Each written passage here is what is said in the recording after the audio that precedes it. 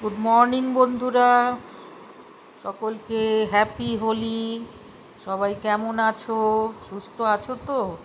সবাই ভালো থেকো, সুস্থ থেকো। এই দেখো, আজকে আমি জ্যান্ত চারাপোনা মাছের পাতলা ঝোল করব। জ্যান্ত চারাপোনা মাছ, দেখো, বিনস আর আলু দিয়ে পাতলা ঝোল করব। আমি গ্যাস ধরিয়ে কড়া বসিয়ে দিয়েছি, তেলও দিয়ে দিয়েছি। এবারে আন্দাজ করে তেল দিয়ে এবার মাছগুলো আমি ভেজে নেব। সবাই ভালো আছো তো বন্ধুরা? এ দেখো, আমি মাছ ছেড়ে দিয়েছি। আর তোমাদের সবার হোলি কেমন কাটলো? সবাই সাবধানে খেলেছিলে তো বন্ধুরা? সবাই ভালো থেকো। আর দেখো আমার রেসিপিগুলো কেমন লাগে, সিম্পল রেসিপি। এ দেখো, চারাপোনা মাছ, জ্যান্ত চারাপোনা মাছের পাতলা ঝোল করব বিনস আর আলু দিয়ে। মাছগুলো ভেজে নিই, তারপর আমি তোমাদের দেখাবো আমি কি করে করলাম। দেখো, আমার মাছ ভাজা প্রায় হয়ে এসছে। আমি সব কটা মাছ করিনি, দুটো মাথা, একটা লেজা, দুটো গাদা। আমার এই দেখো, এবার আমি তেলে ওই মাছ ভাজা হয়ে গেছে, আমি রাঁধুনি ফোড়ন দিয়েছি আর শুকনো লঙ্কা আর তেজপাতা। এরপরে আমি সবজিগুলো ছেড়ে দেব। তোমাদের কেমন লাগে বন্ধুরা আমার রান্না? যদি ভালো লাগে লাইক করো, শেয়ার করো, কমেন্ট করো, আর অতি অবশ্যই সাবস্ক্রাইব করে দিও।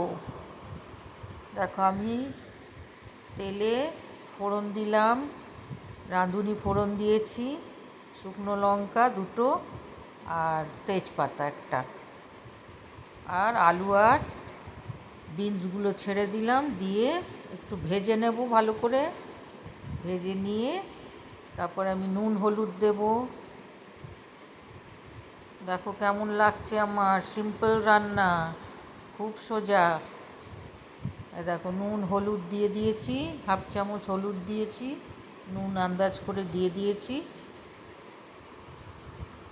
তোমাদের যদি ভালো লাগে তোমরা কিন্তু লাইক করো, শেয়ার করো, আর অতি অবশ্যই আমাকে কমেন্ট করে জানিও কেমন হচ্ছে আমার রান্না।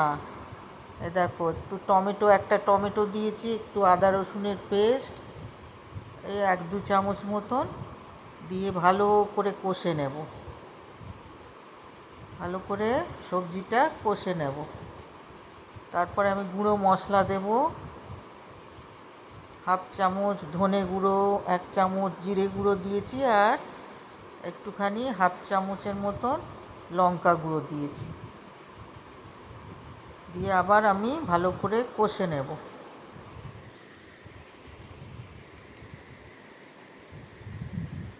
যারা রান্না জানো না, দেখো শিখে নাও, অনেক সোজা, অনেক সিম্পল। আর আমার সব রান্নাই সিম্পল।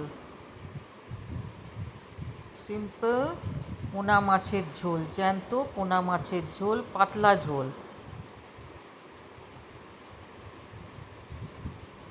দেখো, আমি মশলাটা দিয়ে কষে নিয়ে একটু সামান্য চিনি দিয়েছি স্বাদের জন্য।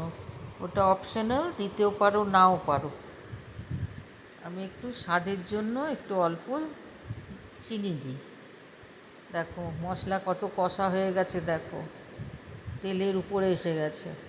এবার আমি কষে নিয়ে এবার আমি জল দেব, আন্দাজ করে জল দেব, পাতলা ঝোল হবে। এই এখন গরম পড়েছে, গরমে এরকম পাতলা ঝোল। এই দেখো, আমি জল দিয়ে দিয়েছি, আর কাঁচা লঙ্কা, 4টে কাঁচা লঙ্কা গোটা দিয়ে দিয়েছি।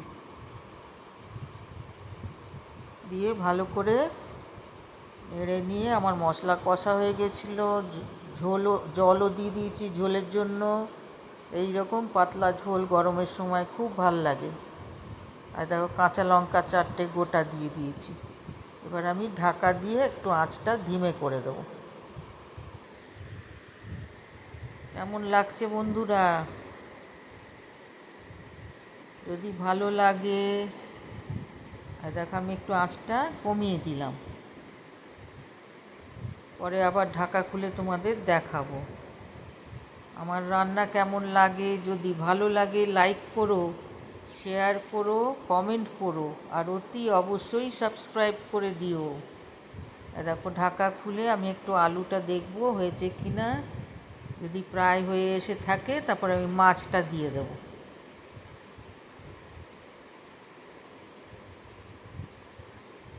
হ্যাঁ, আমার আলু প্রায় হয়ে এসছে। এবার আমি মাছটা দিয়ে আবার ঢেকে আরেকবার ভালো করে ফুটিয়ে নেব। দেখো বন্ধুরা কেমন লাগছে দেখতে। আবার আমি নতুন সিম্পল রেসিপি নিয়ে আসবো, তোমরা দেখতে থেকো। আর আমায় কমেন্ট করে জানিও। দেখো আমি মাছটা দিয়ে আর একটু ঢেকে দিলাম। এবারে ভালোভাবে আলু সেদ্ধ হয়ে যাবে, মাছের ভেতরে একটু জল ঢুকবে। এই রকম গরমের সময় পাতলা ঝোল লেবুর রস দিয়ে গরমের সময় খাবে, পেট ঠান্ডা থাকবে, ভালো থাকবে, শরীরও ভালো থাকবে। এখন গরমে তো আর তেল মশলা বেশি খাওয়া যাবে না। এখন একদম পাতলা পাতলা ঝোল, আর যা গরম পড়বে এবারে এরকম পাতলা ঝোল, জ্যান্ত মাছের পাতলা ঝোল। এই দেখো আমার রান্না কমপ্লিট হয়ে গেছে। আবার আমি নতুন আরেকটা ইয়ে নিয়ে আসবো, রান্না, সিম্পল রান্না। তোমরা দেখতে থেকো। ওকে, বাই বাই, টাটা।